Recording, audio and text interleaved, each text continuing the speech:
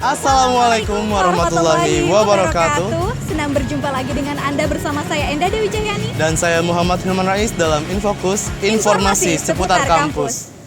Kita mulai dengan berita pertama. Masa coba gedung parkir baru UIN Jakarta berlangsung hingga akhir Maret mendatang. Berbagai komentar pun muncul dari mahasiswa, mulai dari masalah biaya hingga lahan parkir yang dianggap dapat menampung seluruh kendaraan di kampus. Gedung baru 11 lantai yang terdiri dari 7 lantai teratas sebagai perpustakaan dan 4 lantai terbawah sebagai lahan parkir resmi dibuka oleh Rektor UIN Jakarta, Dede Rosyada. Berkaitan dengan hal ini, sistem parkir juga mengalami perubahan dengan masa percobaan selama bulan Maret. Dalam masa percobaan ini, kendaraan bermotor dikenakan tarif Rp1.000, sedangkan kendaraan roda 4 dikenakan tarif Rp3.000. Kenaikan tarif parkir oleh pihak pengelola digunakan untuk dana asuransi sebagai antisipasi jika terjadi kehilangan. Jadi mulai masa percobaan ini tarif diberlakukan sebagai ketentuan yang lama, mahasiswa masih bayar 500. Tapi nanti mulai 1 April akan dikenakan tarif yang baru itu dengan adanya jaminan ada asuransi. Pihak kampus pun menghimbau agar mahasiswa yang aktif di kampus bisa lebih efisien dengan membeli kartu berlangganan sebesar Rp25.000 dengan saldo per bulan Rp17.500 bagi kendaraan bermotor dan Rp35.000 bagi kendaraan roda 4. Mahasiswa awalnya menganggap gedung berkapasitas 2.500 motor ini mampu menampung seluruh kendaraan bermotor di kampus. Kalau pendapat saya kurang di luar ekspektasi saya, melihat gedungnya yang besar tapi ternyata parkiran motornya lebarnya kurang. Setelah masa percobaan, pengendara yang masih nekat parkir sembarangan akan dikenakan sanksi.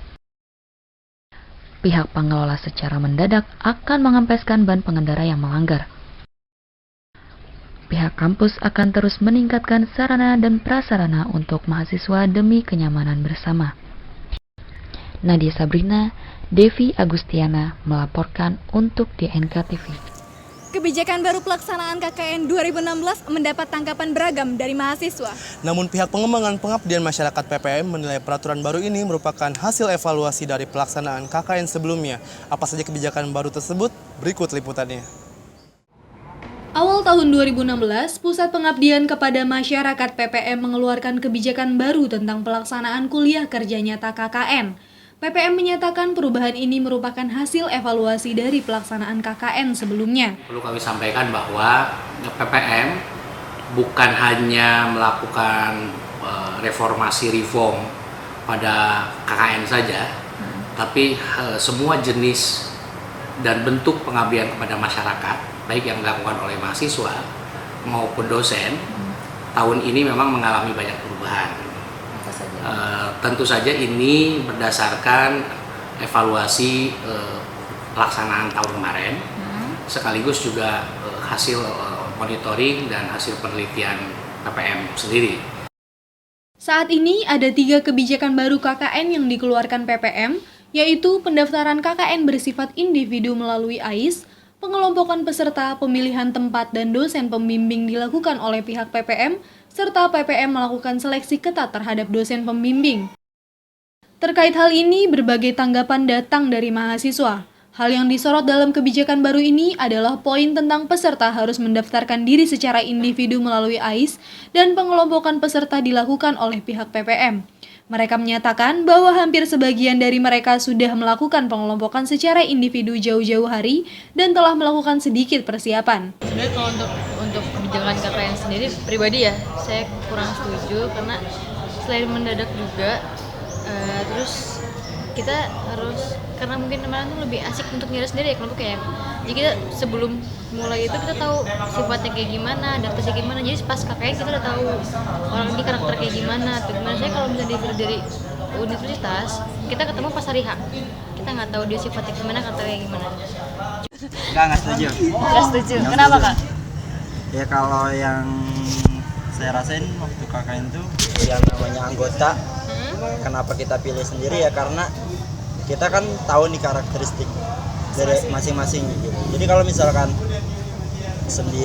dipilihin gitu, kita harus adaptasi lagi. Belum lagi adaptasi nanti sama masyarakat tuh kayak gimana. Sedangkan kita kalau misalkan di intern sendiri aja kita ada konflik atau gimana nanti kita mau ke masyarakat gitu. Lain halnya dengan Mardia, mahasiswi semester 8 yang sudah melaksanakan KKN ini beranggapan bahwa kebijakan baru KKN yang dikeluarkan oleh pihak PPM merupakan hal positif dan sesuai dengan evaluasi KKN yang telah ia laksanakan tahun sebelumnya.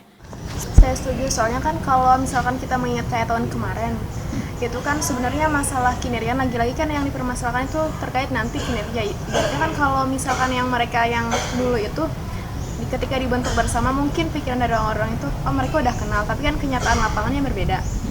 Yang kalau yang mungkin yang dirasakan untuk saat ini nanti kenapa sendiri-sendiri yang alasan mereka nggak setuju itu yang saya tahu itu nanti mereka bakal ketemu dengan orang-orang yang baru. Padahal di sono itu kita tetap aja harus beradaptasi lagi dengan lingkungan sekitar, dengan walaupun mungkin kita satu fakultas ya. Terlepas dari berbagai tanggapan tersebut, PPM menghimbau kepada mahasiswa yang sudah menyelesaikan 110 SKS untuk segera melakukan pendaftarannya melalui AIS yang akan berlangsung sampai tanggal 31 Maret 2016 mendatang. PPM juga berharap mahasiswa bisa menerima kebijakan baru ini demi kelancaran pelaksanaan KKN 2016. Ahmad Muhajirin, Nadia Sabrina melaporkan untuk DNK TV. Persiapan akreditasi 29 program studi UIN Jakarta oleh Badan Akreditasi Nasional Perguruan Tinggi masih terkendala. Menurut Lembaga Penjamin Mutu, hal ini masih dalam proses input data dalam bentuk dokumen atau borang yang berbeda di setiap prodi masing-masing. Akreditasi BAN-PT yang dilakukan setingkat nasional merupakan kegiatan penjaminan mutu internal bagi UIN Jakarta setiap tahunnya. Dan untuk tahun ini, terdapat 29 prodi yang akan reakreditasi dan reakreditasi baru. Di antaranya adalah agribisnis, akuntansi, ekonomi pembangunan, manajemen, bahasa dan sastra Arab, ilmu perpustakaan, dirosat Islamiyah, ilmu hubungan internasional, ilmu politik, perbandingan mazhab, psikologi, sastra Inggris, sejarah peradaban Islam, sosiologi, terjemah, serta teknik informatika. Dan prodi reakreditasi yaitu perbankan syariah, pendidikan guru Raudatul Atfal, dan S2 komunikasi penyiaran Islam. Ibu Sururin selaku Ketua Lembaga Penjaminan Mutu menjelaskan perihal persiapan prodi tersebut. Apa aja yang dipersiapkan? Sebenarnya semuanya itu kita mempersiapkan karena di situ ada 7 standar. 7 standar, jadi 7 standar itulah yang kemudian kita harus deskripsikan, kita harus menyampaikan, menjelaskan di dalam sebuah dokumen yang kita sebut dengan borang. Nah, borang itu dokumen akreditasi yang menceritakan, yang menjelaskan sebenarnya bagaimana sih proses pendidikan yang ada di perguruan tinggi kita.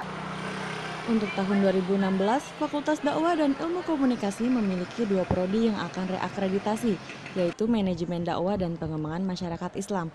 Kedua prodi ini harus menyerahkan laporan dalam bentuk dokumen atau borang 6 bulan sebelum masa kadaluarsa akreditasi habis.